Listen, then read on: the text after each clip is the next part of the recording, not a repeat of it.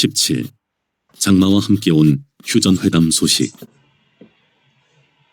눈보리에 이어 밭보리를 베내기도 바쁘고 타작하기도 바빴다.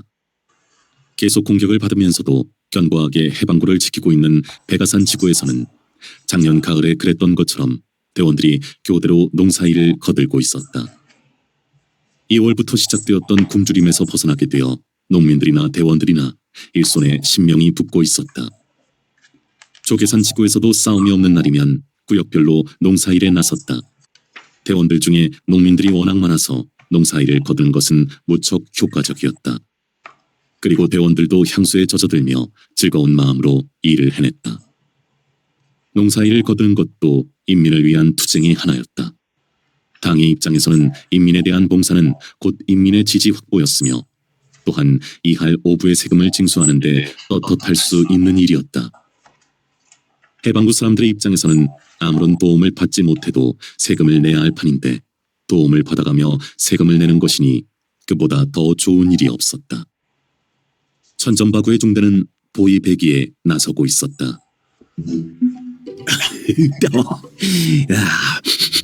곡식 니암사 맡은 지가 얼마다냐? 회가 다 동원해. 한 대원이 낫을 들고 밭으로 들어서며 코를 벌름거렸다. 이 식은 보리밥에 된장 척 볼라 상추쌈 주먹대기만 하니 싸갖고 보라지 터지게 밀어넣을 날이 기어코 와버렸구만. 안 가는 세월은 없는 법이야. 다른 대원이 선호고란 간격을 두고 밭으로 들어서며 탄력 넘치는 목소리로 맞장구를 쳤다. 어허, 상추쌈 먹을 줄 모르는구만. 상추쌈에 컷 썰은 도그런 풋고치가 빠지면 그것이 무슨 맛이여? 건국에 소금 안 친 맛이고 붕어조림서 꼬치장 매먹은 맛이지. 또 다른 대원이 낫자루에 침을 튀기며 밭으로 들어서다가 말을 거들었다. 아무 풋고치야 꼭 있어야지. 식은 보리밥에 상추쌈도 좋고 식은 보리밥에 찬물을 몰아 도그른 풋고치 된장에 푹푹 찍어 먹는 맛도 기맥히들 않더라고. 처음에 대원이 군침을 삼키며 쩝쩝 입맛을 다셨다. 이 감나무 그늘 평상에 우통 홀랑 먹고 보리 고봉밥 한 사발 먹고 매미소리 들으면서 낮잠 한숨 푹 자면 신선이 따로 있더란가. 세 번째 대원이 기분을 돋우었다. 그들은 이미 농부로 돌아가 있었다.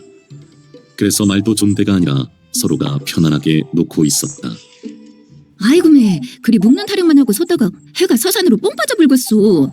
남정네들이 실답잖기는. 외서택이 눈을 흘기며 밭으로 들어섰다.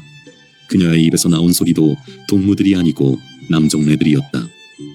왔다. 외석댁 동무는 쉬쉬오. 우리가 다 알아서 할 텐께.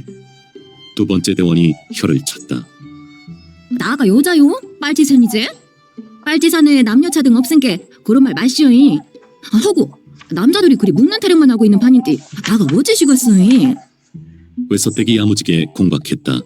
세 남자가 서로 쳐다보며 계면적은 웃음을 흘렸다. 외서택 동무들 말대로 요런 때나 참 쉬쉬어. 난 요리 죽어라. 웃는 얼굴로 천전바구가 외서택 옆으로 다가서며 손을 내밀었다. 참말로 나를 꼭 여자로 대접하려는 갑네.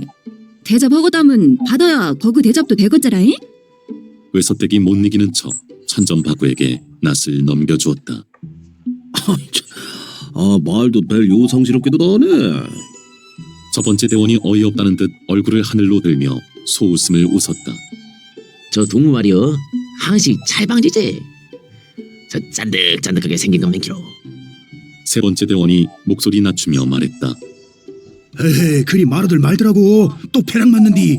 저 동무가 진로 싫어라는 말이 그 남자께나 홀리게 생겼다는 말 아니더라고. 두 번째 대원이 외서택 쪽으로 눈을 힐끗거리며 목소리를 더욱 낮추었다. 그들이 목소리를 낮추었어도 외서택의 귀에는 그 말들이 다 들리고 있었다. 그러나 외서택은 못 들은 척 밭둑을 내려가고 있었다. 내놓고 놀림감을 삼는 게 아니라 자기들끼리 말조심을 시키고 있는데 굳이 아는 체하고 나설 형편이 아니었던 것이다. 후방부를 떠나 기동대에 배치되어 왔을 때 외서택은 나이든 남자 대원들의 비릿한 입질을 많이 받았었다. 그녀의 얼굴에 드러나고 있는 그 묘한 색감, 염상구가 첫눈에 이 솔찬 허시 하고 알아본 그 느낌을 그들도 영락없이 알아챘던 것이다. 외서택은 자신한테 남자들이 의뢰 그런 흉측스러운 생각을 갖는 것에 몸서리를 쳤다. 그리고 들쩍지근한 웃음에다 묻혀내는 비리치근한 말들에 치를 떨었다. 더구나 입산을 해서까지 그런 말들을 들으며 이상스러운 놀림감이 든다는 것은 도저히 견딜 수가 없는 일이었다. 그래서 그녀는 그런 말들을 막아내는 봉쇄 작전에 나섰던 것이다. 그녀가 동원한 무기는 자기 비판 토론이었다. 그런 말을 즐기는 남자 대원들을 한꺼번에 비판 대상에 올리는 것이었다. 빨치산에서는 남녀 차등이 없이 모두 동지요 동무로 함께 투쟁한다고 학습받았는데 왜 여자로 차등을 두고 놀림감을 삼는가? 동지들은 서로 간에 돕고 위로해서 투쟁력을 높여야 한다고 학습받았는데 왜 반대로 놀리고 속상하게 해서 투쟁력을 떨어뜨리는가? 이런 식으로 공박을 가했다. 물론 천전바구도 적극적으로 거들고 나섰다. 그런 비판에 대해 남자 대원들은 꼼짝없이 자기 비판을 하지 않을 수 없게 되었다. 자신의 과오를 인정하며 앞으로는 절대로 그런 일이 없을 것이다 하는 내용들이었다. 그런 일을 거친 다음에야 외서댁은 놀림에서 벗어날 수 있었다. 그러나 태어날 때부터 타고난 그 야릇하고도 묘한 색감이 그녀의 얼굴에서 없어진 것은 아니었다. 투쟁으로 거칠어지면 거칠어진 대로, 굶주림에 메마르면 메마른 대로 그녀의 얼굴에 서려있는 색감은 그때그때마다 변색해가며 남자들의 눈길을 끌어당겼다. 그러나 정작 그녀는 염상부의 씨를 배에 담고부터 치른 온갖 몸고생, 마음고생을 거쳐 애를 낳고는 남자라면 오만정이 다 떨어져 버렸던 것이다. 남자와 살을 댄다는 것은 생각만으로도 끔찍스러웠다.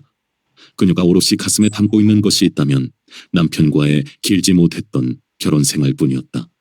모닥불 기운 다 가셔버린 새벽녘의 잠결에서나 눈을 맞으며 노숙을 하는 밤이면 그녀는 기억 속의 남편의 품에 안기고는 했다. 아니 중대장 동무 낯주려는 것이 어째고요? 낯질한 보리를 소나기에 가득 잡고 허리를 편 대원이 천전바구를 내려다보며 놀란 듯 말했다.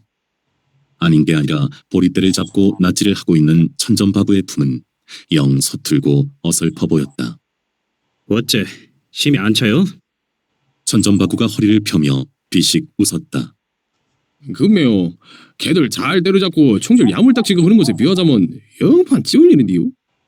그 대원은 알 수 없는 일이라는 듯 고개까지 갸웃했다. 나 출신 성분이 뭔지 잊어버렸어?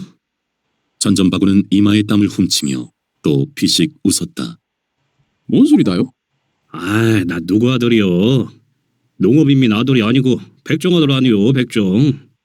그래 놓게 새망치로 소 대급박 딱 한 번에 쳐서 숨꾼을 줄론 알아도 낯질 지대로 못하는 것이야 당연지사 아니겠소?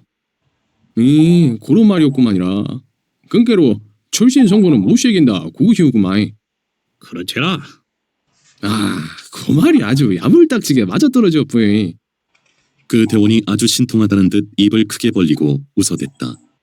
다른 두 대원도 일손을 멈추고 따라 웃고 있었다. 외서댁은 개울 쪽으로 발을 옮겼다. 5월 중순 무렵부터 며칠 간격으로 적당히 내린 비로 개울에는 맑은 물이 넉넉한 느낌으로 흘러내리고 있었다. 개울가에는 한 여자가 쪼그리고 앉아 무슨 손놀림을 하고 있었다. 해자동무 뭐라요? 외서댁이 그 여자 옆으로 가까워지며 물었다. 예, 어서 오세요. 그냥 심심해서. 김혜자가 외서댁을 올려다보며 웃었다. 햇빛 탓으로 그녀의 눈이 가늘게 찡그려졌다. 이 꽃반지 맹글고 있었구만. 외서댁이 아는 체하며 김혜자 옆에 앉았다.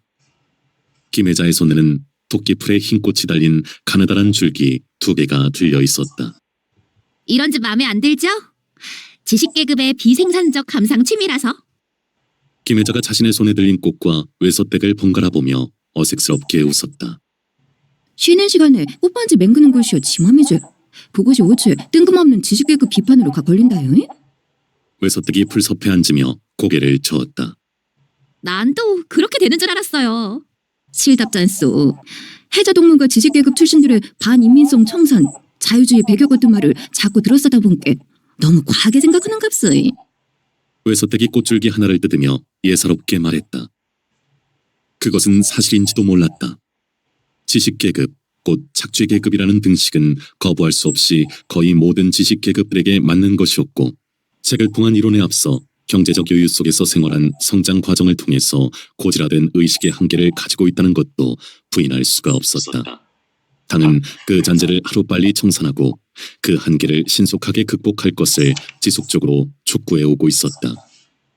그것은 지식인 출신, 특히 학생들에게 출신 성분적 열등감과 부담감으로 작용하고 있었다. 학생들이 그런 계급적 결함으로 두드러지게 지적을 당하는 것이 두 경우였다. 날마다 받는 학습에서 졸기를 자르는 것과 행군 중에 주력이 약해 언제나 낙오의 위험을 안고 있는 것이었다. 그런데 그 두 가지는 묘하게 연관작용을 일으키고 있었다. 노동 대신 공부를 하느라고 주력이 약한 것이고 약한 주력을 강하게 기르려다 보니 힘이 들어 이미 공부를 해서 거의 다 아는 학습에서는 졸게 되고 그런 식으로 맞물려 돌아가는 톱니바퀴였다. 농민이나 기본출들은 그들과는 반대로 공부 대신 노동을 했으니까 주력이 강하고 그러니까 피곤이 덜한 데다 학습에서 날마다 배우는 모든 것이 새롭고 유익한데 졸음이 올 리가 없었던 것이다. 농민이나 기본출들은 거의가 눈 똑바로 뜨고 몽당 연필 끝에 침 묻혀가며 열성으로 학습을 받았고 말들이 어렵든 말든 중요하다고 강조된 규정이나 대목 같은 것은 달달 외워버렸다. 그런 옆에서 지식계급들은 꾸벅꾸벅 조는데 그보다 더 좋은 대조가 있을 수 없었다.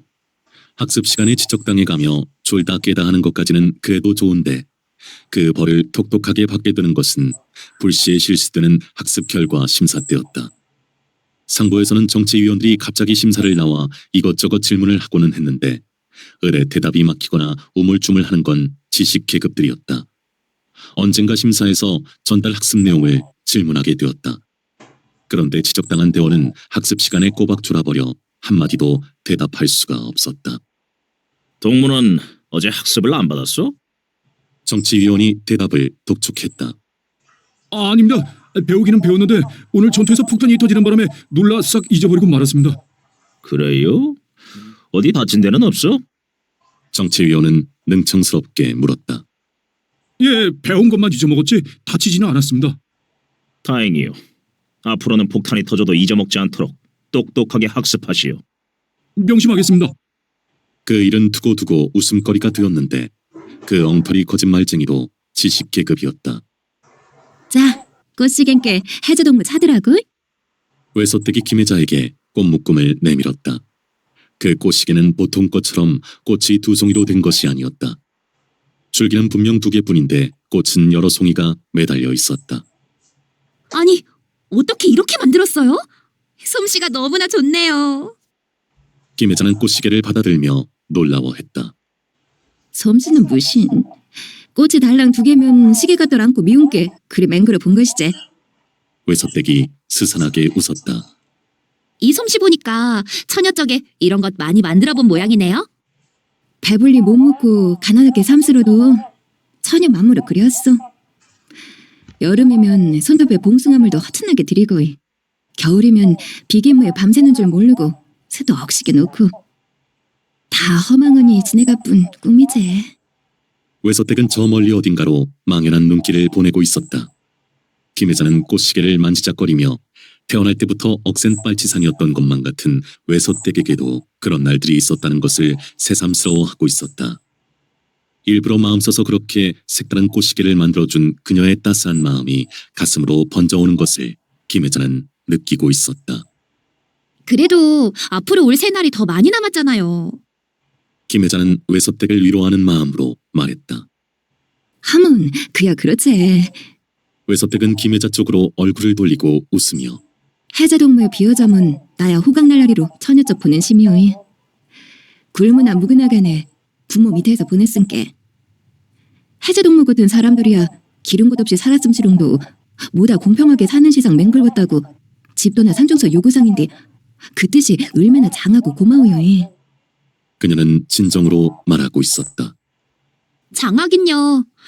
아직도 편하게 산 근성이 너무나 많이 남아있고 투쟁력도 제대로 갖추지 못하고 있는걸요. 김혜자는 쑥스럽게 웃음 지었다.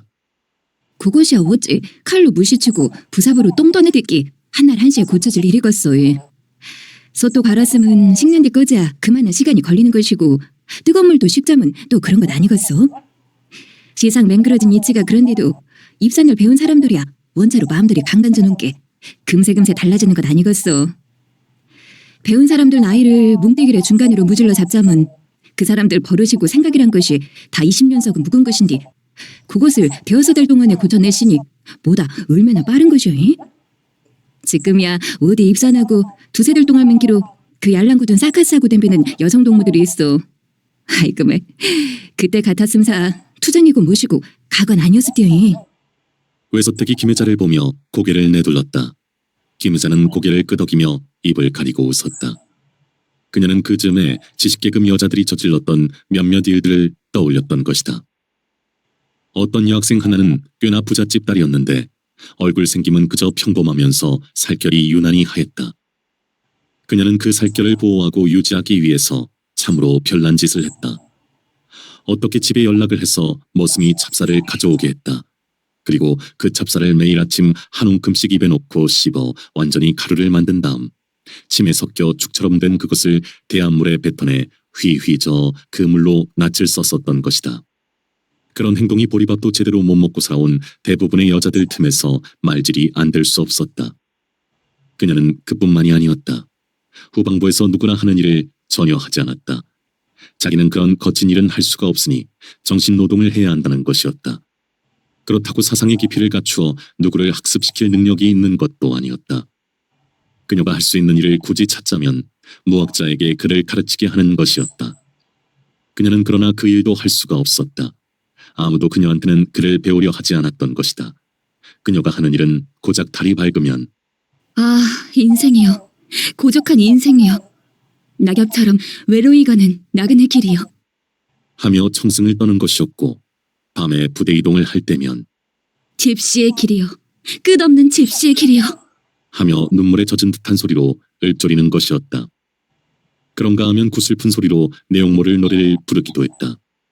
그런 그녀의 행동을 여자 대원들보다 남자 대원들이 더 질색을 했다. 그 청승스러운 짓이 재수 없다는 표정들이었다. 그런데도 그녀는 그런 눈치를 아랑곳하지 않았다. 그러나 그녀는 결국 2달 만에 산을 내려갔다. 당에서 권유한 하산자들 속에 끼었던 것이다. 어느 여학생은 집에서 장조림이며 고추장 같은 것을 가져다 먹는가 하면 어떤 여학생은 빨래하고 밥 짓는 일을 못 견뎌 매일같이 눈물을 짰고 또 어느 여학생은 자기가 할 일을 걸핏하면 남에게 시키려고 들었다. 김혜자는 그런 지난 일들이 모두 자신이 저지른 잘못 같아 다시 떠올리는 것조차 부끄럽고 창피스러웠다. 두 여성 동무가 똑 성재간 맨키로 다정하니 앉아서 무슨 이야기 그리 재미지요? 천전바구와 새 대원이 땀들을 훔치며 걸어오고 있었다. 벌써 한 벽에를 다 비부르다요. 회소댁이 남자들을 보며 놀라는 신용을 했다. 빨치단 내설 어찌 보고 하는 소리여 시방. 첫 번째 대원이 한쪽 코를 막고 코를 탱 풀어대고는 기분 나쁜 척 퉁명스레 말했다. 하문 비문 얼랍디요. 요 거울같이 맑은 물에 땀부터 시원하게 씻으시오. 외소댁이 대하에 물이라도 떠내는 듯 개울물을 가리키며 남자들에게 손짓했다. 내 남자는 나란히 앉아 힘껏 물을 끼얹으며 낫들을 씻어댔다. 으흐 참 시원다. 요리 땀내 이러고 나 시원하게 씻은 게 똑 태평한 지상 맞는 것 같으네. 세 번째 대원이 물방울 뚝뚝 떨어지는 얼굴로 활갯짓을 하며 상쾌한 목소리로 말했다. 어째 목근육이 간질간질하니 당글 깨질을 하는디 탁백이 나오려면 당아 멀었을까나. 두 번째 대원이 동네 쪽으로 고개를 내린 채 얼굴에 물을 훔쳐 뿌리고 있었다. 엄마, 용판 염치 없는 빨치산들이요. 한백이 보리비고 술 나오기 바랬고 그래가고도 인민위원은 군대라고 하겠어. 올 때 되면 비문이 올라고. 외소댁이 퉁을 놓았다. 공자님 말씀이여. 본전 못 찾을 말 허들 말고 담배나 꽃이 들리라고. 세 번째 대원이 풀 위에 털포 간지며 쌈지를 꺼냈다. 아이 근데 말이오. 중대장 동무 그 무시냐 그 남의 여단장이 죽었다는 소문이 도는디 그것이 참말일기라. 첫 번째 대원이 담배를 말며 신중하게 말을 꺼냈다. 아메 그런갑소. 잔디 풀줄기를 입꼬리에 넣고 잘근거리고 있던 천전박구가 더디게 대답했다. 끝까지 말을 안 들어 청사를 당했다는데 참말이오? 두 번째 대원이 천전바구 옆으로 바싹 다가앉으며 목소리를 낮추었다. 금매요. 천전바구의 얼굴은 대답처럼 별다른 표정이 없었다. 그것이 아니라등마. 부하들을 다 뺏기고 모산서 토벌대총에 죽었다등마. 그랬잖아. 세 번째 대원이 천전바구를 쳐다보았다. 금매요. 아이고 매 답답해요. 그리 뜨거운하게 말고 시원하게 답해 부시오. 응? 첫 번째 대원이 담배 연기를 코로 입으로 내뿜으며 말했다. 글쎄요. 나가 아는 것은 부대가 해산해서 재편성된 것하고 그 장군이 죽었다는 것뿐이구만이라. 어찌 죽었는지야 나도 모르겠어.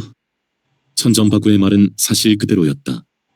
도당 간부회의에서 사형을 결정해 총살시켰다고도 했고 토벌대에게 사살당했다고도 했다. 어떤 소문이 맞는 것인지 확실하게 알아볼 만한 사람이 마땅히 없었다. 당이 공식적으로 밝히지 않은 일에 지나친 관심을 갖는 것은 전사가 할 일이 아니었다. 그러나 의문은 그것만이 아니었다. 그 여단장 박달이라는 사람은 일제 때부터 장백산맥 일대에서 무장 독립투쟁을 했던 사람으로 당 서열이 높았는데 여권을 살해하는 과오를 저질러 전선에 나오게 된 것이라고 하는가 하면 이름만 같았지 그 사람이 아니라는 말도 떠돌았다. 그리고 죽은 장소가 일정하지가 않았다. 모우산이라는 말도 있고 백아산과 조계산 사이 어디라는 말도 있었다. 와따매 새나라 가는 소리들 자꾸 해사지 마시오이. 남의 여단장인지 장군인지가 당에서 총살당했으면 어쩌고 걔들한테 사살당했으면 어쩔 것이오이. 어째 죽었거나 간에 총 맞아 죽은 것이야 매일반인 것이고 죽어야 할 인종이 죽어본 것인데 시험 난 남자들이 시험감 못하고 오지 그리 지지돌맨키로 쓰잘데없는 말들이 많으요이. 왕별단 장군이면 장군 맨키로 쌈박쌈박하게 싸워 이겨야 장군이지. 14~15살 애총각들이 싸우다가 그 아까고 시부란 나이로 퍽퍽 죽어가고 여자들이 총 들고 나서서 죽기로 작정하고 싸우는 판꾸신디 검무궁 대새끼 꼬랑댕이 가랭이새로 끼박음서 비실비실 옆걸음 치대끼 장군이란 것이 실실 쌈피에 담김서 아까운 밥이나 죽이고 자빠졌는데 그런 짜증난 물건이 장군은 무신놈의 장군이오이? 아주 시험구 잘 죽어본 것인께 쓰잘데없는 말들 그만하고 인자 일이나 또 시작합시다잉. 외서댁이 낫을 들고 일어섰다. 남자들이 머쓱해져서 서로를 쳐다보았다. 천전바군의 부대가 보리배기를 순조롭게 하는 동안에 옆 동네를 맡은 강동긴의 부대에서는 큰 말썽이 벌어지고 있었다. 야, 이 개새끼야! 너희들은 월급 받아먹고 가면서 혁명사업이라고 할 적에 우리는 산중으로 쫓겨다니면서 쫄쫄이 굶고 동상 걸려 발가락 떨어져 나감수로 목심내 걸고 투쟁했다. 그런데 요 새끼야 무엇이가 어쩌고 어쩌? 니놈을 당장에 팍 쏴주게 불고 말기시오. 강동기는 열받친 얼굴로 고래고래 소리 지르며 한 사내의 배에 총을 들이대고 있었고 그 사내는 두 팔을 치켜든 채 부들부들 떨고 있었다. 동무, 중대장 동무, 내래 잘못했시오. 그 발언 취소하가시니 진정하시라요. 동무, 중대장 동무. 얼굴이 하얗게 질린 사내는 떨리는 입술로 간신히 말하고 있었다. 이런 첩년의 새끼야. 니놈은 나 손에 뒤져야 했어. 취소할 말이 따로 있지. 니놈 만보가 애시당초 글러먹었는데 취소한다고 될성 불러? 그간에 니놈이 더러운 행태 수없이 했는데도 나가 얼마나 참은지 알아? 나가 총 던짐에 아싸리가 끝장을 내고 말 거이다. 강동기가 불똥이 튀는 눈으로 총을 추슬렀다. 아이고, 동무 보시라요. 사내가 질리며 뒤로 주춤 물러섰다. 어이, 동기, 좀만 참아. 통이 비탈을 굴러내리듯이 이쪽으로 무섭게 빨리 내달아오는 키 작은 사내가 있었다. 하대치였다. 급한 김에 그의 입에서 터져나오는 소리는 강동무가 아니라 동기였다. 자네 이것이 못하는 짓거리여? 하대치가 숨을 헐떡거리며 강동기의 총을 잡아챘다. 냅두시오. 저놈 죽이고 나도 죽을라요. 강동기가 뿌드득 이빨을 갈아붙였고 앞에 사내는 들고 있던 두 팔을 떨어뜨리며 무너지듯 그 자리에 주저앉았다. 강동무 정신 차려. 부하들 앞에서 중대장질이 이것이 무슨 짓거리들이여? 하대치가 강동기의 어깨 축지를 퍽퍽 쳤다. 그동안 어찌할 바를 몰라 얼어붙어 있던 부하들이 비로소 안도의 숨들을 내쉬기 시작했다. 강동기가 문화부 중대장에게 총을 들이대는 순간 모든 부하들은 얼어붙고 말았지만 그 중에서 하나, 강동기의 연락병이 하대치에게 달려간 것이었다. 한 번 솟았다 하면 걷잡을 수 없이 무서운 강동기의 결기를 알고 있는 부하들은 문화부 중대장이 꼭 죽는 줄만 알았던 것이다. 강동무, 한동무, 절로 갑시다. 하대치가 엄한 얼굴로 두 중대장에게 매운 눈길을 보냈다. 강동기가 어깨를 늘어뜨리며 푹 한숨을 내뿜었고 그때까지 주저앉아 있던 문화부 중대장이 손바닥으로 얼굴을 훔치며 몸을 일으켰다. 강동기의 총을 든 하대치가 앞서 발을 떼어놓았다. 군사일꾼인 중대장이 정치일꾼인 문화부 중대장에게 총을 들이댔다는 것은 중대한 문제가 아닐 수 없었다. 결기가 세긴 해도 경솔한 데가 없는 강동기가 그렇게 하기까지는 분명 무슨 이유가 있었겠지만 군사일꾼이 정치일꾼에게 그런 막가는 짓을 했다는 것이 하대치의 신경을 자극하고 있었다. 더군다나 그 문화부 중대장은 이북 출신이었던 것이다. 강동기의 중대도 보리배기를 하려고 조를 짜나가고 있었다. 그런데 문화부 중대장 한상근이 갑자기 말했다. 그런 일은 남선 동무들이래 다 맡아서 알아요. 그러면 북선 동무들은 밥 안 먹고 살라요? 강동기는 농담인 줄 알고 이렇게 말을 받았다. 그렇게 말하지 말라요. 그런 따위 일까지 하자고 인민군 전사들이 이해까지 와서 고생하는 게 아니니끼니. 한상근의 목소리가 달라졌고 강동기는 그때서야 농담이 아닌 것을 알았다. 순간적으로 속이 꿈틀 꼬였다. 그러나 그는 꾹 눌렀다. 그러면 뭘라고 했디요? 강동기는 억지로 웃음을 지었다. 몰라서 묻는 기요? 남선 동무들이래 해방군을 해방군으로 대접할 줄 알아야지. 이시따위 일까지 하라니 해방군을 뭘 아는 기요 이거? 이 새끼, 우리가 너희들 종이냐? 상전 없애겠다고 요 고상 사서하는데 인자 너희가 상전이야? 강동기의 감정은 마침내 폭발하고 말았다. 야 이 개새끼야! 강동기는 나무에 세워둔 총을 순식간에 낚아잡고 한상근을 향해 치닫고 있었다. 그의 가슴에는 오랜 동안 참아왔던 감정들이 겹으로 터져오르고 있었다. 두 동무 들으시오. 요 일은 나 혼자 알아서 덮고 말고 올 문제가 아닌 것 같아요. 동무들도 중간 간부니께 그 말한 것이야 다 알 것인지 본 눈이 수십인지다가 말썽 일어난 문제가 당에서 거머고 있는 중대한 것이고 거기다가 말싸움이 아니고 총까지 들이대시니 전상 상부에 보고를 해야 되겠소. 두 사람의 이야기를 다 듣고 난 하대치가 착잡한 어조로 차분하게 한 말이었다. 두 사람은 머리만 숙인 채 아무 말이 없었다. 하대치는 문제의 심각성을 정확하게 짚어내고 있었다. 먼저 이북 출신과 이남 출신 사이에서 일어나고 있는 갈등의 문제였다. 그 문제는 인공이 시작되면서부터 드러났고 당에서는 그 바람직하지 못한 문제를 근절시키기 위해 지속적인 노력을 기울였다. 당의 선전에 의한 인민군의 또 다른 이름은 해방군이었고 전시하의 당과 행정 조직을 원활하게 운용하기 위해서 많은 요원들이 북쪽에서 파견되었다. 사실 남쪽에서는 오랜 지하 투쟁을 하는 동안에 수많은 사람이 희생되어 버려 행정을 중심으로 한 모든 분야를 장악해야 하는 당 조직을 구축하는 데도 일꾼들이 모자라는 실정이었다. 그러니 이승만 정권의 반동 공무원들을 그대로 쓸 수 없는 행정 조직의 공백은 더 말할 것이 없었다. 그런 필요에 따라서 북쪽에서 파견된 요원들은 자연스럽게 당과 행정 조직의 중간 간부들이 될 수밖에 없었다. 그들의 파견은 물론 해방이 완료되고 남쪽 요원들이 확충될 때까지라는 시한부였다. 대학생들이 한두 달 시한부로 남쪽 전역의 교양 지도원으로 파견된 것도 같은 계획의 하나였다.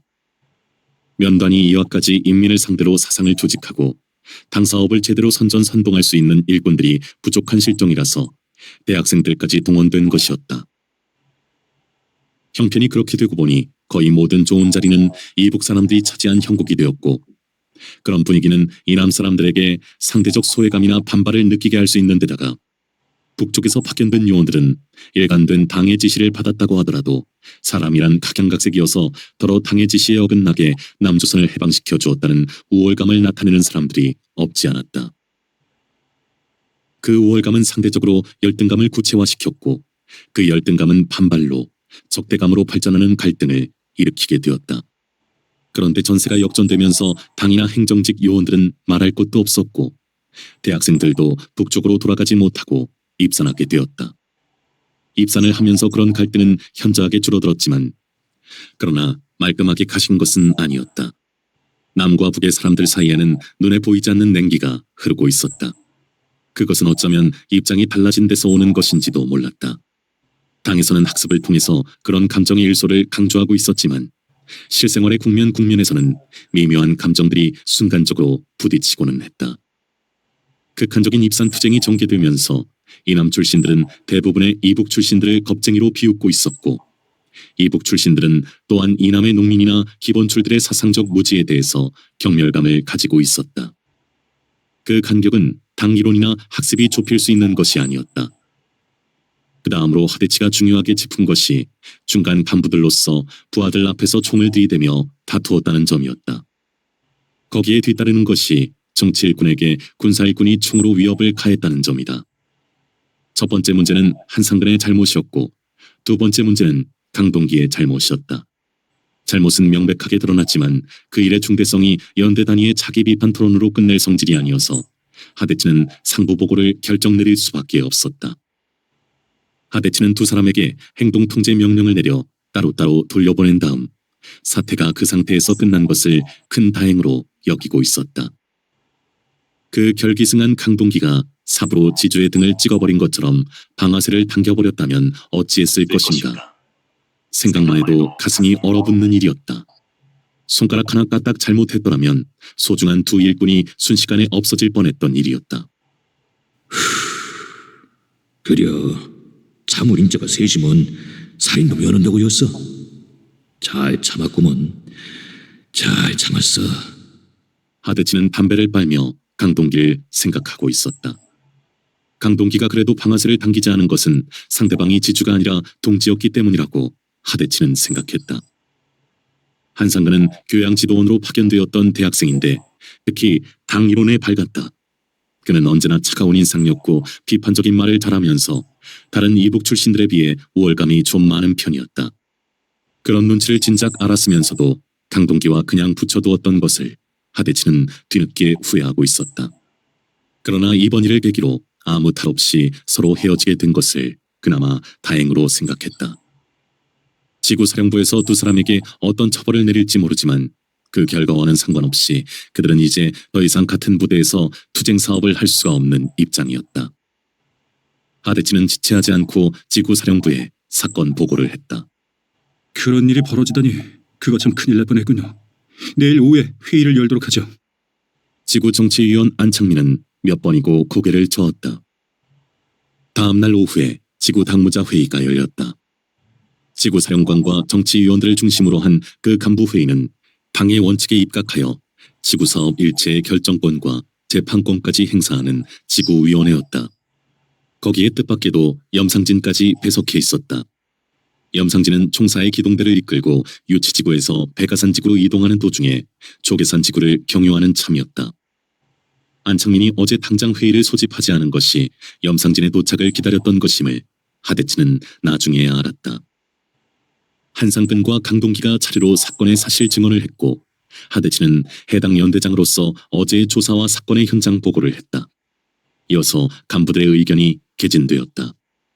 이 사건은 양자가 모두 과오를 범한 중대하고 복잡한 사건입니다. 제 의견을 말하기에 앞서 마침 총사 부사령 동지께서 배석하셨으니 그 의견부터 들어 본 사건에 대한 판단의 기초를 삼았으면 합니다. 지구사령관은 발언권을 염상진에게 넘겼다. 우선 지금까지 이런 내용의 사건이 그것도 중간 간부들 사이에서 발생하고 있다는 사실에 대해서 심히 유감스럽게 생각합니다. 우리는 계속해서 미제 축출과 그 앞잡이 반민족 세력을 적결하여 진정한 민족의 해방을 성취하고 순결한 인민의 나라를 건설하기 위한 투쟁을 전개하고 있습니다. 재론의 여지가 없는 이 엄연한 사실 앞에서 입산 투쟁을 불사하고 있는 우리는 가일층 단합된 협조로 돌덩이처럼 뭉쳐 투쟁력을 확산시켜야 한다는 것은 더 말할 필요조차 없는 사실입니다. 그러함에도 불구하고 중간 간부들이 이런 사건을 야기시켰다는 것은 도저히 묵고할 수도 용납될 수도 없는 일이라는 것을 명백히 하고자 합니다. 보십시오. 미제의 포악과 반민족 세력의 발악이 날로 극심해지고 있는 이 시점에서 우리에게 남서는 무엇이며 북서는 무엇입니까? 우리가 하나로 똘똘 뭉쳐도 힘이 모자라는 이때에 어찌 중간 간부가 그런 파당적이고 종파적인 언행을 자행하여 당의 원칙을 위배하고 투쟁력의 와해를 조장할 수 있는 것입니까? 또한 그럼 반당적 행위에 대하여 상대자는 감정으로 대응할 것이 아니라 동지애를 앞세워 그 오류를 지적했어야 하고 당에 보고하여 당규에 따라 처리하는 이성적인 방법을 택했어야 합니다. 그런데 그런 절차를 무시하고 비이성적 방법으로 총을 동지에게 겨누었습니다. 총은 적에게 겨누는 것이지 그 어떤 경우에도 감정적으로 동지에게 겨누는 것이 아닙니다. 그 행위 또한 정당화될 수가 없습니다. 따라서 두 동무의 행위는 각각 독립시켜 심사되어야 하리라고 생각하는 바이올시다. 염상진은 인민들을 상대로 강연대에 올라섰을 때와는 또 다른 모습으로 말해 나갔다. 그의 말에는 여전히 탄력이 넘치고 있었지만 강연할 때와 같은 선동성은 전혀 드러나지 않고 냉정한 태도로 비판을 가하고 있었다. 염상진의 말이 끝나자 다른 사람들은 순서에 따라 찬동 발언을 짤막짤막하게 했을 뿐이다. 그리고 처벌에 대한 수기로 들어갔다. 본 당무회의는 한상근 정치지도원에게 엄중 경고를, 강동기 중대장에게 경고를 처분하는 결정을 하는 바이오. 아울러 두 동무는 연대원들 앞에서 자기 비판을 실시할 것이며 인사조처는 추후에 통고될 것이요. 이상으로서 당무회의를 마치고자 합니다. 빨치산의 당적 처벌은 5가지였다. 주의, 견책, 경고, 엄중 경고, 출당이 그것이었다. 주의 견책까지는 반성을 통한 재범을 하지 않는다는 전제 아래 행해지는 훈계 정도였다. 그러나 경고나 엄중 경고는 당원에게 출당을 전제로 한 경고였고 같은 비중의 과오를 다시 저지르는 경우 출당을 면할 수가 없는 엄벌이었다. 물론 그 경고 처분은 앞으로의 당 생활에 장애 요인이 되는 기록성을 갖고 있었다. 끝으로 출당은 당원에게 가해지는 마지막 선고였다. 당은 당원을 그 어떠한 경우에도 당원의 상태로 처단하는 일이 없었다. 일단 출당 처분을 내려 당적을 박탈한 다음에 처단하게 되어 있었다. 그러니까 출당 처분은 곧 사형 선고였다. 이틀 뒤에 문화부 중대장의 자리 바꿈이 있었다. 강동지, 미안하게 되시오. 잘 있으라요. 한상근이 웃으며 손을 내밀었다. 한동지, 내가 미안시럽소. 암디서나 몸 성하쇼이. 강동기가 웃으며 한상근의 손을 맞잡았다. 보드라운 털이 보송보송하게 돋은 초록빛 천의 질감으로 논 여기저기에 반듯반듯 자리 잡고 있던 모짜리판들이 신압으로 사라지면서 모내기가 끝나가고 있었다. 그러나 아직까지도 모내기를 마무리 짓지 못한 것은 예년에 비해 한 열흘 남짓 늦어지고 있는 셈이었다. 그럴 수밖에 없는 것이 힘께나 쓸 수 있는 장굴이란 장굴들은 거의가 집을 떠나버린 까닭이었다. 한편으로는 입산을 했고 한편으로는 군대나 노무자로 끌려나갔던 것이다. 남자들이 있어도 강아지 일손이라도 빌리고 싶어질 지경으로 일손이 딸리는 모내기철에 힘쓸 수 있는 남자들이 없고 보니 그 형편이란 말이 아니었다. 집집마다 여인네들이 팔을 걷어붙이고 나섰고 이미 일손을 놓았던 노인네들이 새삼스럽게 힘을 모으려고 안간힘 썼고 아이들까지 논두렁을 타박거리며 잔심부름을 맞지 않을 수가 없었다. 일손이란 일손은 다 동원되었지만 일은 일같이 되지 않은 채 더디기까지 했다. 또한 금년처럼 모내기 하는 들판이 썰렁하고 냉랭했던 적은 일찍이 없었다. 들판은 을의 모내기판이나 가을 거지판, 두 차례는 떠들썩한 흥겨움과 시끌짝한 생기가 넘치고 흘러야만 서로서로의 일손에 신명도 붙고 이논 저논에서 일손도 다투게 되고 힘을 써도 몸 고단한 줄도 모르는 법이었다. 그러니까 농악대를 동원해 한바탕 휘들어지고 설크러지게 풍물은 괜히 잡는 것이 아니며 일손이 좀 둔해도 육자백이 잘 뽑는 사람을 괜히 서로 다투어 논 가운데 세우는 것이 아니었고 양쪽 못줄잡이를 잡소리 한 가락이나마 할 수 있는 사람으로 고르는 것도 괜한 일이 아니었던 것이다. 걸컬하게 툭지면서 구성지고 절절한 육자백이 한 자락을 들으면 한마지기 모내기가 거뜬했고 못줄을 옮길 때마다 논두렁 양쪽에서 기분 내키는 대로 뽑아내리고 화답하는 소리에 웃다 보면 허리에 돌덩이 얹힌 것 같은 무거움을 잊고 또 허리 굽혀 다음 줄에 모를 꽂힐 수 있었던 것이다. 그런 소리들이 이논 저논에서 터지고 서로 어우러져 모내기 들판은 흥겨움이 넘치고 사람의 생기로 출렁거리게 된다. 그러나 올해는 그런 소리들이 자취가 없었다. 사람의 애장간을 후비다가 한 곱이 넘겨 쓰다듬어 올리고 다시 휘몰아쳐 절절하게 뻗어나가던 힘진 소리 임자는 어디로 갔는지 알 수가 없고 못줄을 잡은 사람도 못줄을 다음 자리로 옮기다가 물먹은 못줄 무게에 오히려 논으로 빨려 들어갈 지경의 노인네들이었으니 그 무슨 웃음 터지는 잡소리 가락이 나올 리 없었다. 그저 논바닥에 차느니 한숨이었고 모포기에 감기느니 시름이었다. 노덕보의 아내 조성댁은 논두렁에 앉아 몸빼를 무릎 위까지 걷어올리고 흘러내리지 않도록 그 끝을 삼끈으로 묶고 있었다. 그녀의 얼굴은 푸슥푸슥 부어 있었고 눈에는 핏발이 성성한 채 위아래 눈두덩은 속에 물이 찬 것처럼 살갗이 투명한 느낌을 띠고 심하게 부어올라 있었다. 한눈에 지나치게 울었다는 표가 났다. 어이, 매미 참 어쩐가. 그게 그냥 김복동의 아내 장흥댁이 조성댁의 눈치를 살피며 어렵게 입을 뗐다. 어쩌기는 어쩔 거인가. 다 바보큰 희녀라 팔자제. 조성댁이 무너져 내리는 한숨을 토해냈다. 참말로 니나 나나 다 각다 부는 팔자시. 다 시국 잘못 맞는 탓인디 어쩔 것인가. 맘 독하니 목소. 새끼들을 살려야 쓴게. 장흥댁은 진심으로 조성댁을 위로하고 있었다. 자신이 처한 신세도 조성댁보다 낫다 할 것이 없어서 그 말은 더 간곡하지 않을 수 없었다. 이날 입대 거정 요거 봐라 하고 상건맹기로 살아본 날이 하루도 없는데 남정네까지 가버렸으니 인자 어찌였을란지. 새끼들이나 적으면 모르겠는지 줄줄이 까질러 놨으니 앞날이 팍팍한 뻘 받치고 모래 받치어. 목이 맨 조성댁이 또 가슴 허물어지는 깊은 한숨을 토해냈다. 그래도 어쩔 것이오. 산 목심이야 살아야 한게 이빨 웅덩 물고 나서서 그 뻘밭에 앞발 빠지기 전에 뒷발 널판지 웽겨가면서 그 진창에 돌멩이 하나씩 괭겨가면서 사는 것이오. 마음 하나 강단지게 묻고 살자고 나서면 다 사라지는 것인게. 한자석 키워내는 호래비는 없어도 과부야 10자석 키워낸다는 말이 아니더라고.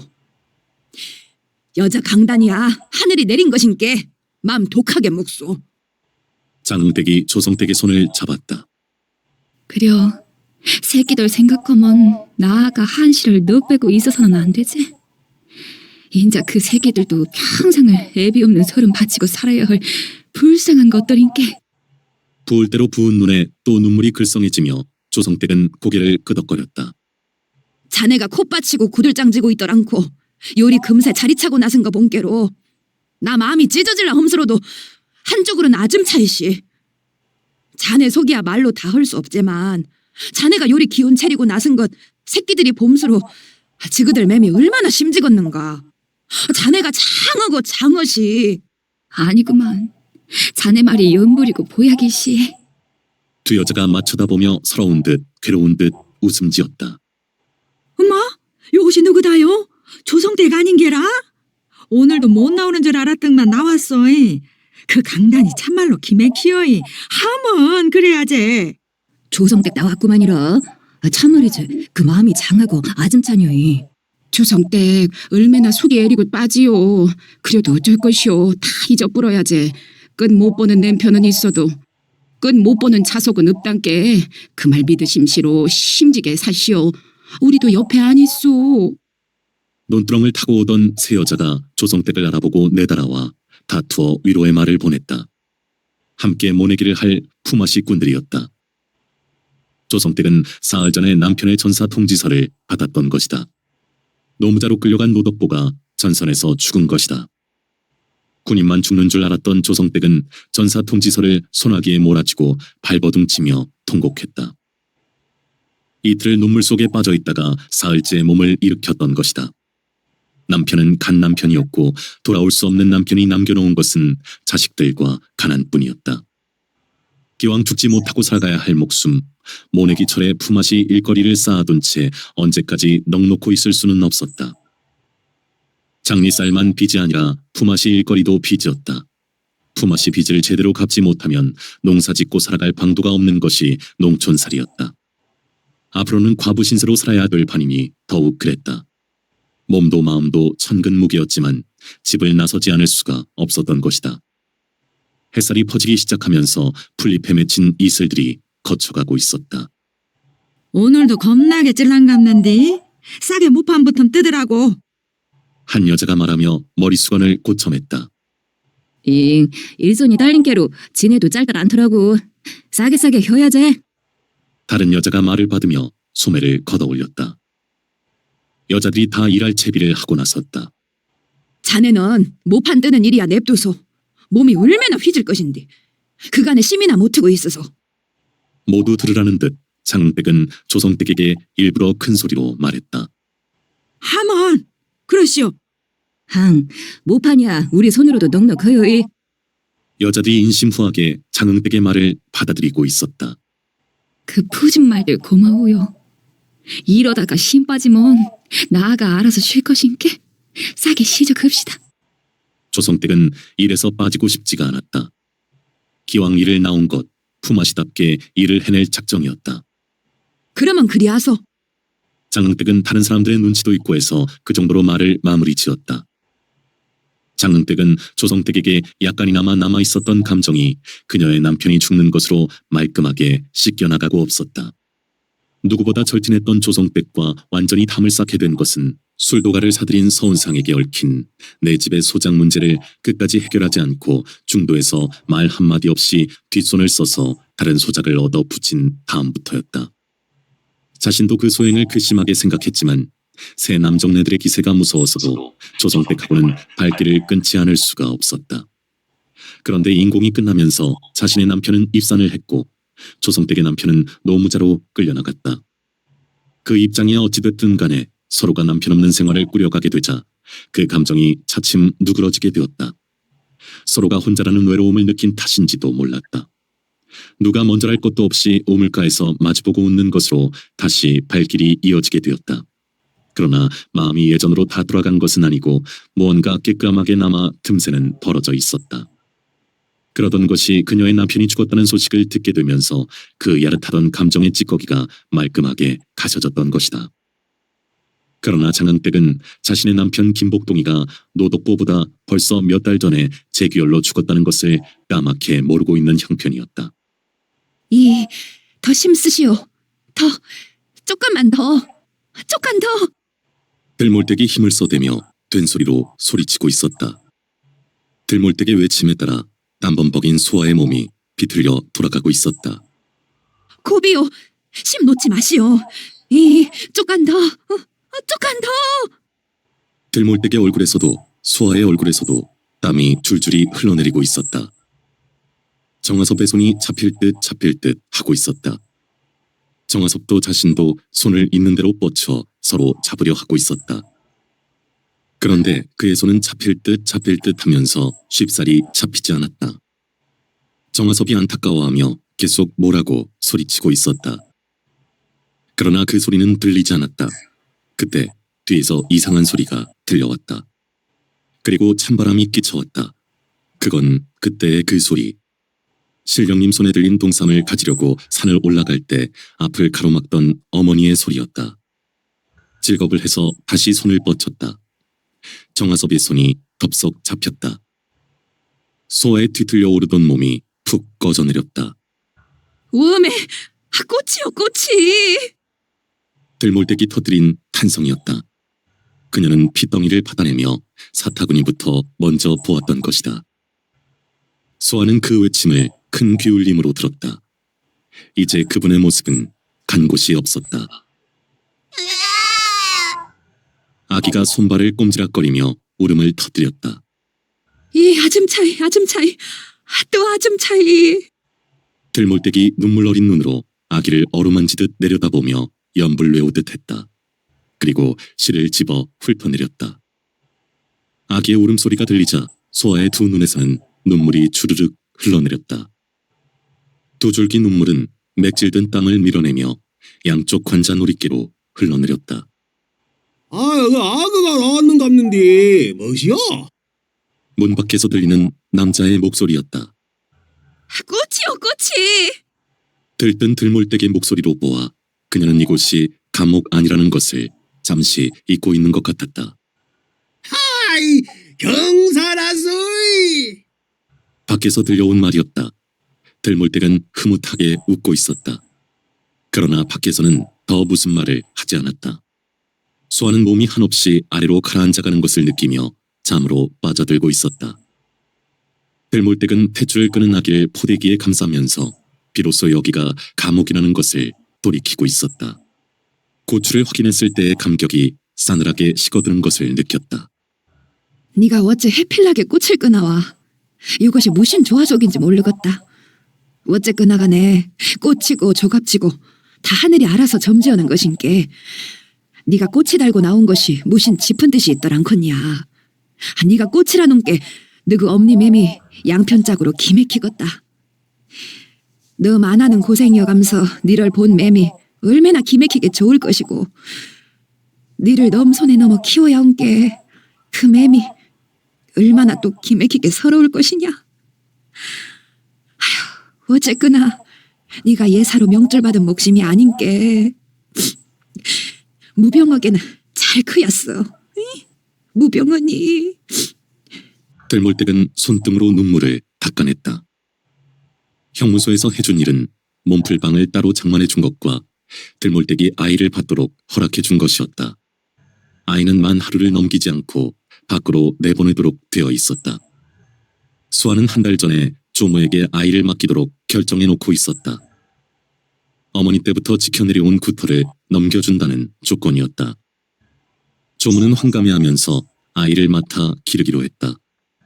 수아는 어차피 더는 무당질에 먹고 살지 않을 작정을 해왔던 것이다. 수아가 다짐했던 것은 무슨 수를 써서든 젊은 유모를 몰색하라는 것이었다. 수아는 아이를 품고 하룻밤을 잤다. 아니, 아직 누구를 닮았는지 알 수가 없는 아이를 품고 내려다보며 하룻밤을 지샌 것이었다. 아이의 이름을 지을 사람이 없다는 것이 새로운 슬픔이고 외로움이고 그리움이 되어 사무쳐왔다. 그분이 떠나기 전에 아들 이름, 딸 이름을 하나씩 받아놓지 못한 것이 그리도 후회스런 아쉬움일 수가 없었다. 결국 당신의 아이를 낳았습니다. 아들입니다. 이것이 당치 않는 욕심이라도 이제는 멈출 수가 없습니다. 감옥에서 아이를 낳고 남의 손에 아이를 키워야 하는 것이 가슴 아프고 아이에게 미안합니다. 그러나 당신의 뜻을 따르다 보니 일이 되었습니다. 아이는 잘 키우도록 다 준비해 두었으니 아무 걱정 마십시오. 아이의 이름을 지어야겠는데 아버지의 뜻을 이어받는 아들이라는 뜻으로 짓고 싶은데 무슨 자를 써야 할지 잘 모르겠습니다. 제가 아는 한문이 짧은 탓도 있고 아버지의 뜻을 한마디로 뭐라고 해야 할지도 어려운 탓입니다. 확률대를 따르지 않는다고 나무라지 마십시오. 당신의 집안에서 원치 않는 자식에게 억지로 확률자를 붙이고 싶지 않습니다. 어쩌면 저를 사람으로 대접해 주신 당신도 그걸 더 좋아하실지 모른다는 생각이 들기도 합니다. 앞으로 감옥 생활이 4년 9개월이 남았습니다. 그러나 지루해하지 않겠습니다. 당신은 저를 눈띄워 새 세상을 열어주었고 당신은 그 세상을 위해 어디선가 고생을 하시는데 저도 함께 고생하렵니다. 당신과 함께하는 고생은 고생이 아니라 낙입니다. 어디에 계시든 무사하십시오. 우리의 현생의 집이 아이입니다. 수국꽃같이 웃는 날을 고대하고 그 날이 올 것을 굳게 믿습니다. 수아는 다음날 아침 아이를 안고 면회실로 갔다. 아이는 세상 모르게 자고 젖은 아직 돌지도 않고 있었다. 젖이 돌아 한 번만이라도 빨려보고 싶었지만 형무소의 시간은 그것을 허락하지 않았다. 사모는 어쩌신게라? 아이를 받아가려고 수인실로 와 있던 조무가 괴로움을 드러낸 얼굴로 물었다. 괜찮아요. 수아는 부슥부슥한 얼굴에 웃음을 띄었다. 절로 앉아서 말하시오. 간수가 명령인지 권하는 것인지 모를 말을 했다. 수아와 조무는 서둘러 의자에 마주 앉았다. 유모는 어찌 되었어? 소하의 차분한 물음이었다. 야, 둘째 아그를 한 달 전에 난 정 많은 여자를 구했구만이라. 조무가 밝은 얼굴로 대답했다. 유모한테 후게 하시오. 하모니라. 아그가 병나면 금세금세 병원 들고 가시오. 하모니라. 지금부터 그 귀에 굿장단 안 느끼게 하고 사람 알아봄서부터 무슨 일이 있어도 국귀경 시기들 마시오. 야? 말 묻지 말고 나아가 허라는 대로 꼭 하기만 하시오. 야, 명령 허걱구만이라. 그 이름이 민승이요. 정민승. 야, 민승이. 똑똑하니 머리에 새기시오. 야, 민승이.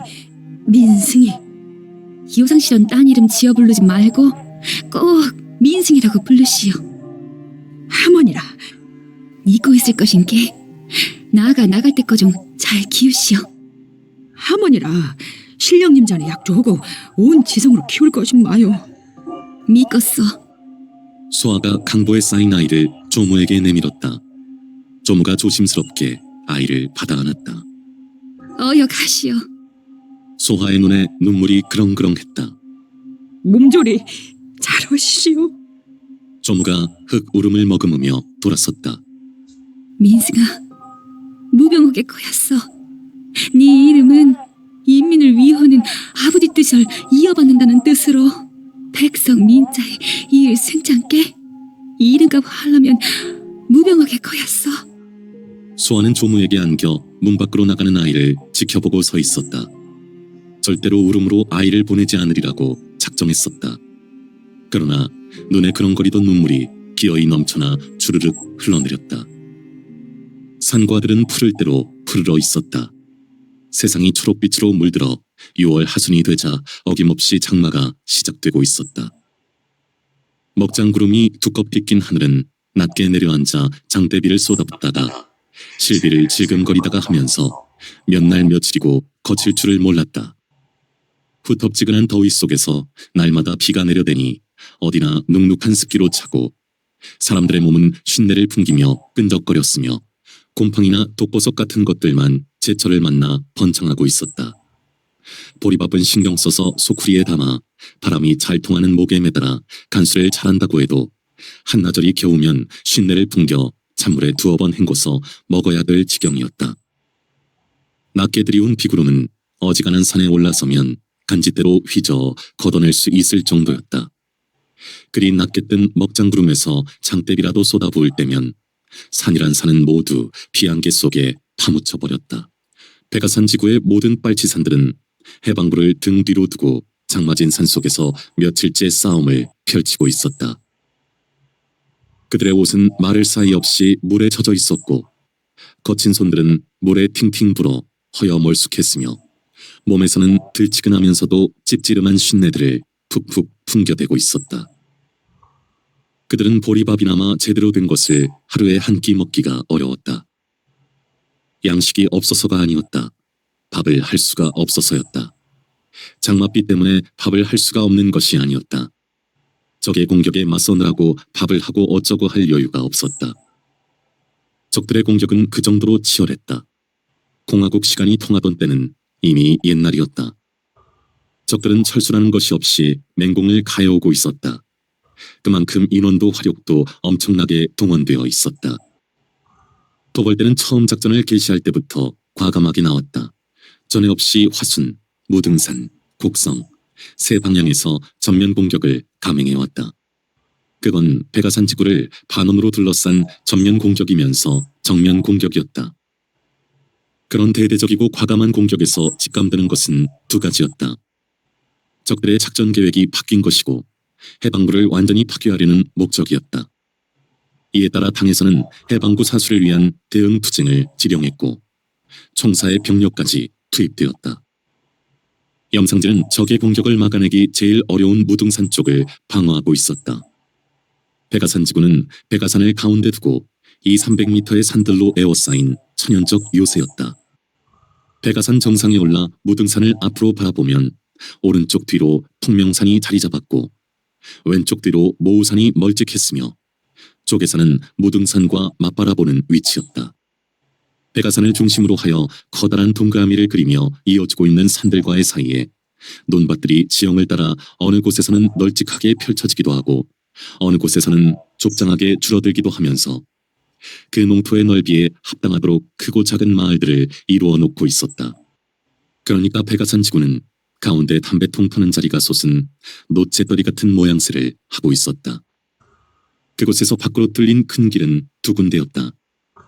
하나는 화순으로 넘어가는 고갯길이었고 다른 하나는 무등촌에 맞닿아 화순과 담양 쪽으로 갈라지는 길이었다. 그런데 무등촌 쪽의 길이 방어가 어려운 것은 그것이 고갯길이 아니라 야산들 사이의 평지를 따라 뚫린 때문이었다. 그동안에도 토벌대들이 여러 차례에 걸쳐 공략을 시도해왔던 지점이었고 그 길목의 초입에 자리 잡은 망월봉 언저리에서는 100여 명의 희생자를 한꺼번에 낸 일도 있었다. 그곳은 그런 희생을 감수하고라도 지키지 않으면 안 될 중요한 지점이었다. 그곳이 무너지면 적들은 야산들 사이의 평지를 따라 해방구로 밀려들게 되어 있었다. 그 지형 조건은 해방구 안으로 들어갈수록 평지가 넓어지면서 야산들의 거리가 멀어져 적을 막아낼 방어선 구축이 어려웠던 것이다. 염상진은 망월봉 7부 능선의 지휘본부에서 사방에 눈길을 돌리고 있었다. 적들은 점심이라도 먹는지 공격을 멈추고 있었다. 무겁게 내려앉은 하늘에서는 굵은 빗방울이 후득거리고는 했다. 찌푸린 하늘에 칙칙한 만큼 그의 가슴도 칙칙한 구름으로 차 있었다. 적들의 공세가 왜 이렇게 갑자기 가열되고 있는지 그는 짐작하고 있었던 것이다. 그것은 갑자기가 아니었다. 그것은 반드시 밀려오게 되어 있었던 파도였다. 그 파도는 미제국주의자들이 일으키는 반역사적 파도였고 거기에 가세한 친일 반민족 세력들이 일으키는 반민족적 파도였다. 전세가 38선 부근에서 공방전으로 바뀌면서 그 파도는 심해지기 시작했고 이제 전쟁이 정치 문제로 바뀌려고 하면서 거칠어지기 시작하고 있었다. 아직 도당 수뇌부에서만 알고 있는 전쟁의 정치 문제. 염상진은 완강하게 고개를 저었다. 해방이 되고 전쟁이 시작되기 전까지 진정한 해방을 위한 투쟁으로 얼마나 많은 사람들이 죽어갔는가. 그리고 전쟁 1년 동안 또 얼마나 많은 사람들이 죽어갔는가. 그 투쟁의 피값을 찾지도 못한 채 전쟁이 정치 협상으로 바뀌어서는 안 된다. 그럴 수는 없는 일이다. 염상진은 두 다리에 힘을 주며 앞을 바라보았다. 무등산은 중턱까지 구름에 가려 있었다. 그는 구름 속의 무등산을 꿰뚫어 보려는 듯이 앞을 응시했다. 저 산의 굳건함으로 투쟁 앞에 서자. 저 산의 유구함으로 역사 앞에 서자.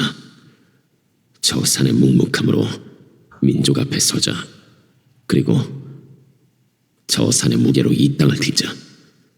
그리하여 이 땅이 인민의 것이게 하자. 염상진은 무등산 정상에 수십 길의 높이로 직립해 있는 벼랑 바위들을 보고 있었다.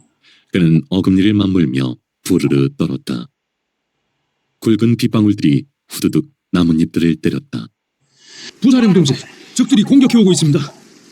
알겠소. 전투 준비시키시오. 염상진은 목에 걸린 망원경을 잡았다. 다 완료됐습니다. 좋소. 작전은 변동 없어. 적의 박격포가 날아들기 시작했다. 한 발 앞을 분간할 수 없는 어둠이었다.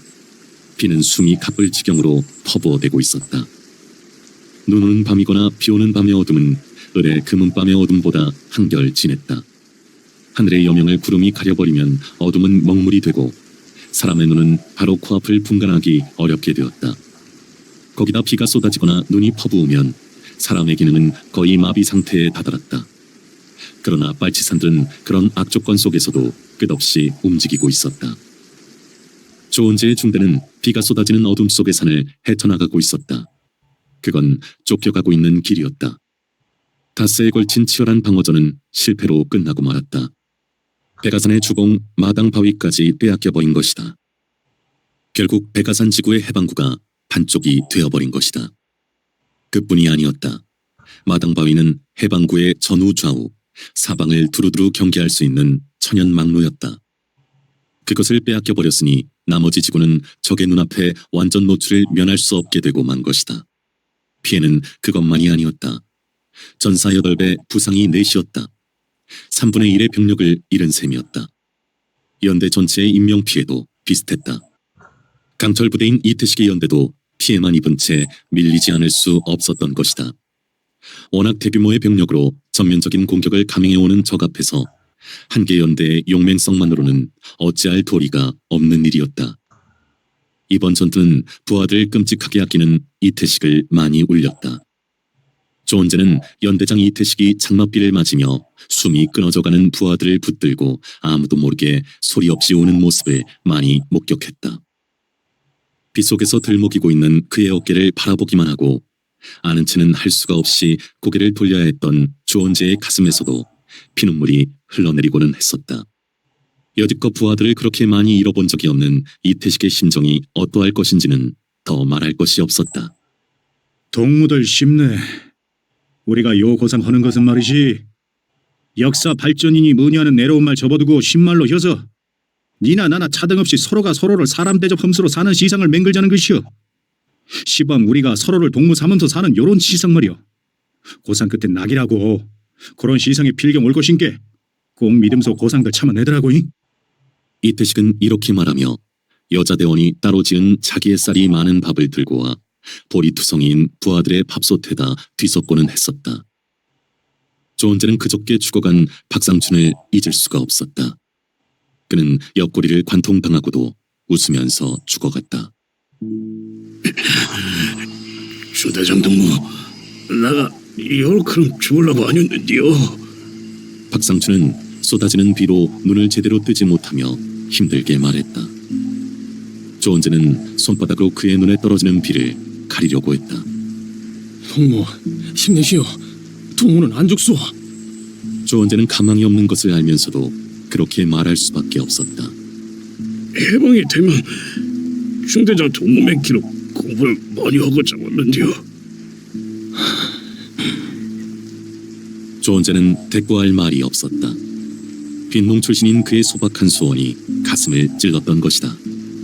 해방이 되면 누구나 공부를 무리로 할 수 있게 된다는 학습이 그에게 그런 꿈을 갖게 한 것일 터였다. 야, 너 이리 죽어도 아승관 없구만이야. 입산이어서 평생 처음으로 사람 믿기로 대접받고 살고 총 들고 하고 잡은 일 생겨라 하나도 아승관 없구만. 박상춘의 숨이 끊어졌다. 그런데 비를 맞고 있는 그의 얼굴은 잔잔하게 웃고 있었다. 그의 옆구리에서 솟은 새빨간 피는 빗물에 섞여 흘러내려가고 있었다. 조원재는 그의 말이 되울리는 것을 들으며 빗물과 섞여 빗속을 흘러가고 있는 긴 피흐름을 눈물 속으로 지켜보고 있었다. 여기 잠에서 눈을 붙이게 헐게라. 앞에선 중대장이 조원재에게 물었다. 안전 허겄소. 그덱지 않겠소. 그리옵시다. 중대는 행군을 멈추고 노숙에 들어갔다. 며칠째 잠을 못 잔 몸들이었다. 조원재는 총을 배 위에 얹고 땅바닥에 누웠다.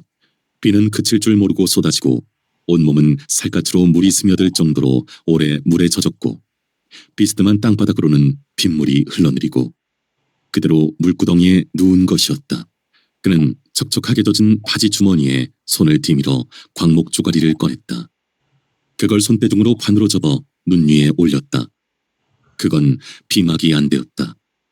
그걸 눈에 덮지 않고서는 쏟아지는 빗줄기들이 눈두덩을 계속 들여 신경을 자극하기 때문에 아무리 고단해도 잠을 잘 수가 없었다. 빗방울들이 눈 위에 쉴 새 없이 떨어지는 그 느낌은 섬뜩거리는 것도 같고 뜨끔거리는 것도 같은 의외로 신경 곤두서는 심한 자극이었던 것이다. 그래서 빨치산들은 형편에 따라 손수건으로 붕대로 안대로도 쓰는 그런 천조가리들을 다 가지고 다녔다. 눈을 덮었지만 조원재는 잠이 오지 않았다. 개성에서 휴전회담이 시작되었다는 것이었다. 연대장에게 귓속말로 그 소식을 들었을 때 세상이 끝나버리는 것 같은 충격을 받았었다. 그 충격은 지난 1월에 인민군들이 다시 내려온다는 소식을 듣고 느꼈던 환희와 정반대의 것이었다. 그때 김일성 대학으로 진학하라는 당의 분류를 받고 입산투쟁이 이렇게 싱겁게 끝나는가 하며 아쉬움을 가졌었던 것이다. 그런데 휴전이 되면, 이 상태에서 휴전이 되면 그 다음이 어떻게 될 것인지 그는 아무것도 예측할 수가 없었다. 분명한 것은 한 가지뿐이었다. 민족 해방의 길이, 인민 해방의 길이 여기서 좌절될 수는 없다는 사실이었다. 역사의 발전 법칙이 옳은 한, 그리고 그동안 피 흘려 죽어간 수많은 사람들의 죽음을 헛되게 하지 않으려면 투쟁은 계속되어야 했다.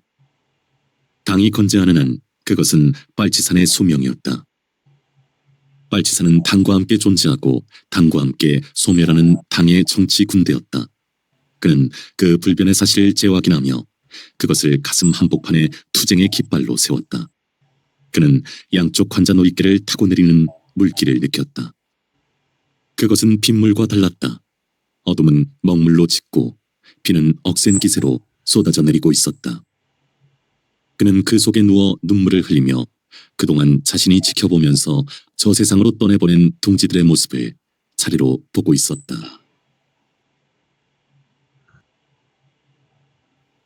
18. 새로 생겨나는 반공 세력.